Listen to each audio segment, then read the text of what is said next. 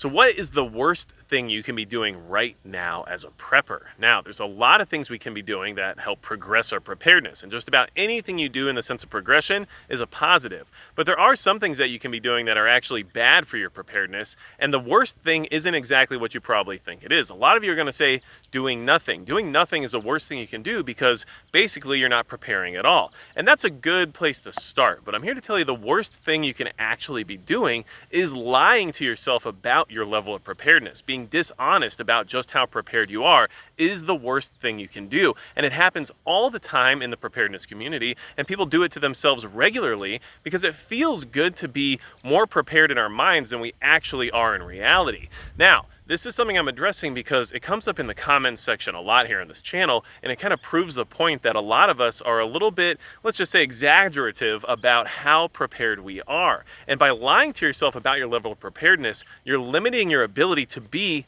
more prepared. You're telling yourself you have enough food. I've got 2 years worth of food on hand, when in reality you only have 4 months. What does that do for you? It means you're not striving to hit that 2-year mark any longer. Instead, you're stopping at 4 months because you said you have 2 years, and then after 4 months of SHTF, when you begin to starve, you're going to be very upset about the fact that you believed your own lie that you had 2 years worth of food for quite some time now. And the same thing can be said about training and skills, equipment, everything else in preparedness. Why are we being dishonest about our abilities? Why are we being dishonest about our inventory and dishonest about our capability with the equipment that we have? This hurts our ability to prepare. It's actually the worst thing you can do. And I hear it all the time, and you guys can see it happening regularly. Look, I'm on this channel because I'm out trying to do things, trying to learn things, and I'm completely willing to adapt and change my methodology based on the fact that I'm not right about everything, and I'm not necessarily an expert. But a lot of people seem to be very set in their ways when it comes to preparedness and when it comes to their thought of what SHTF will be. If you think you have it all figured out and you know exactly what's going to happen when SHTF happens, well then you're not going to be able to adapt to what could actually occur versus your thought process or your fantasy of what it will be. And that's going to hurt your ability to be better prepared for it. You'll see things like in my 22 long rifle video, where I'm bringing my honest real world experience to you all. It's not because I wanted to just bash a caliber or anything like that.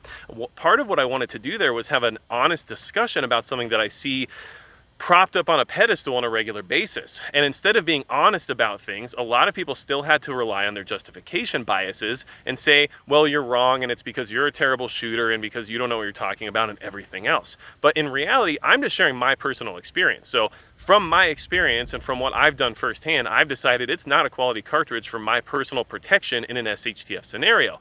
You can make your own decisions on that. I'm just sharing with you what I have figured out on my own. But a lot of people will chime in with those types of conversations without any real world experience, or at least very limited real world experience, relying on somebody else's anecdotal evidence, and then just say, well, my friend said they took a grizzly bear with a 22, so therefore it is literally all you need. And then you can see why that thought process is very dangerous for somebody who's new to preparedness, because they'll take what that person is saying as golden, and then they'll go ahead and run with that concept because financially and everything else, it lines up really nicely. So you can see why this is a problem and why we have to address it.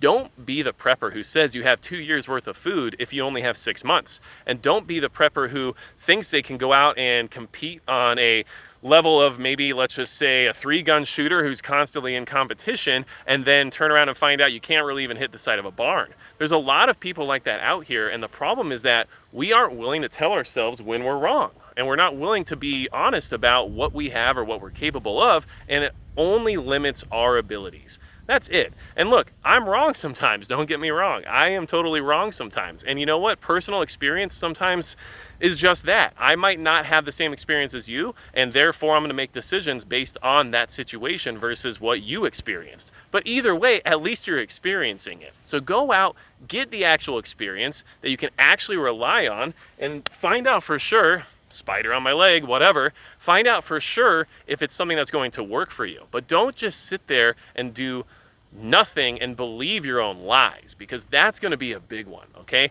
Owning 7 AR-15s when you don't actually know how to use them isn't going to save you. But thinking that you have 7 AR-15s, which means you know how to shoot really well and know what you're doing, is a lie you're telling yourself in order to justify your inaction and your lack of willingness to train. And the same thing goes for food, and the same thing goes for emergency power, and the same thing goes for everything else in the preparedness sphere. If you're not willing to go out and find out the better way to store food, or maybe go out and invest in better food storage capabilities, then you're only going to have access to what you have. And that might be okay based on whatever amount of inventory you've put together. But relying on something and then inflating its capability is only going to hurt you in the long run.